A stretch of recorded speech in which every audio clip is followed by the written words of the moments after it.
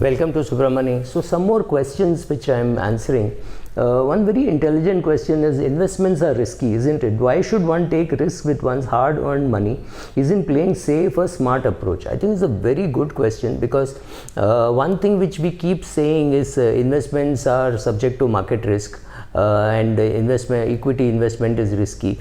Let us first of all understand clearly what is risk. The biggest risk in any person's life is not being able to achieve the goals that one wants. Whatever goal one wants, whether one wants to become a sannyasi or one wants to buy a Ferrari, I'm not getting into the goals, but if you have to achieve your goal, so whether it is a running goal, whether it is a weight goal, whether it is a monetary goal, here we are talking about monetary goals.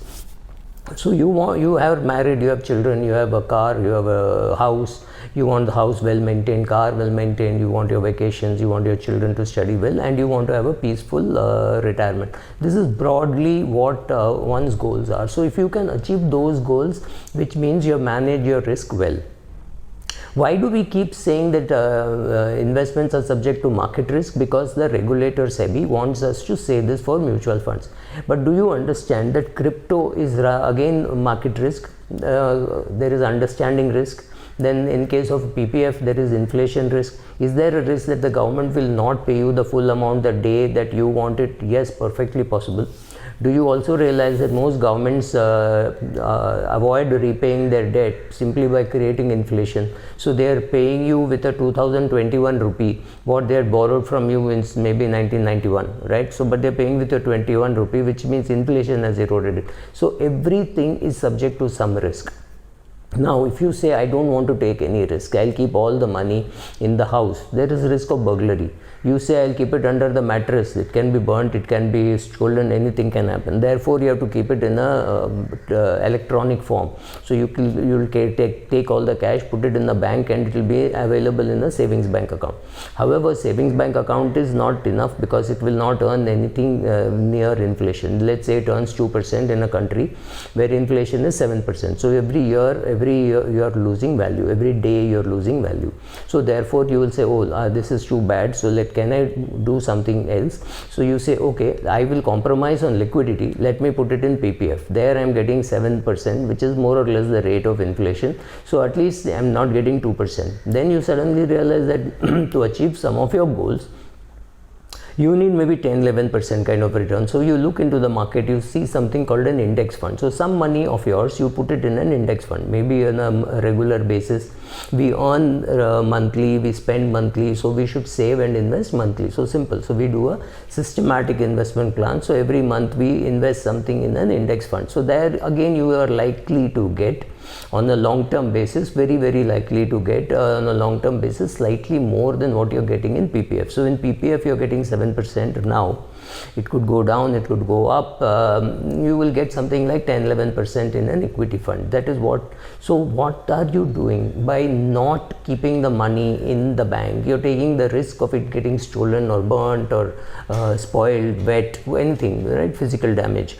By keeping it in the savings bank account, those risks are eliminated, but you're not earning anything. You're getting 2%, but inflation is 7%. So you went to a higher return, which was PPF. There you gave up on liquidity. You can't touch this money for 15 years. Well, technically 15 years. Then you said, no, let me take a little more risk. In PPF, you were taking no risk other than liquidity risk, right? Of course, government risk, inflation risk is all there. But apart from that, you said, now let me put it in equity. What are you doing? You're compromising a little on risk so that you're getting a better return. Now, you have to get a better return if you want to achieve all your goals. You want to buy a house, you want to buy a car, you want to educate your children, you want retirement, or you want to get married. If you say 23 years of age, first of all, your marriage, then kids, then house, then car, whatever, all those things, you can achieve them. Even your retirement goal, you can achieve them only if you put money in equities. And for people who do not really know how to invest, going through an advisor into a mutual fund or going into an index fund, these are the 2-3 options which are available. You have to do that. You have to compromise a little on risk so that you get higher return. So please understand, risk and return are different sides of the same coin.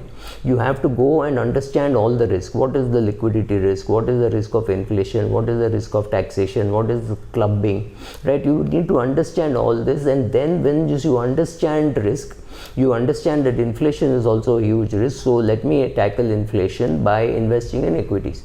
Yes, there is risk. You want to invest in crypto, by all means do. Put a small portion, but after learning how crypto works, what will you do to safeguard? You also have to understand that if whatever amount you put in crypto can be moved to zero within a day or two, and you will not know what hit you. So understand all the risk and then take the risk. So should you take a risk? Yes, you should take a risk, because not taking risk is the biggest risk that you take in your life. Is it necessary that one must choose mutual funds, or can one invest even without a mutual fund? Yes, many people, 97% of India's population does not invest through mutual funds. They invest on their own. Maybe they buy direct equities, maybe they buy life insurance policies, maybe they invest in government securities, post office, banks, right? So whatever you do, all the money that you put in bank, in PPF, and in post office saving schemes, life insurance endowment plans, all those are savings products. Savings products will at best protect you against inflation. Even that it doesn't do efficiently because of taxation, but that is what it can do. But what happens in case of mutual funds, you can choose to go through mutual funds and put into things like equity. Equity is risky, but we keep reducing the risk by introducing something called a systematic investment plan, sticking around for 5, 10, 15 years, and therefore growing the corpus. If you do some of these things, some of these safeguards which are available, for example, investing in a portfolio on a monthly basis with a small amount of say 2000 rupees is not possible. But it is possible that you invest in a fund which has got 80 shares and you invest 2000 rupees. You're getting a little portion of everything, and that so it is convenient. Then it is also very tax efficient, because you pay tax only when you withdraw. And some it can be made more tax efficient if you invest in something called an equity linked savings scheme, which also gets you a 80C deduction, right? So all these factors help you invest through a mutual fund, via a mutual fund. But please understand, mutual fund is not the destination, it is just the cover, the dhacha, if you want to call. What lies inside is important. So it could be an equity mutual fund which invests in equity, it could be a balance advantage fund which has a combination of debt and equity in a changing ratio. Then you could have a hybrid fund, you could have a multi-asset fund, you could have a pure equity fund. All range is available.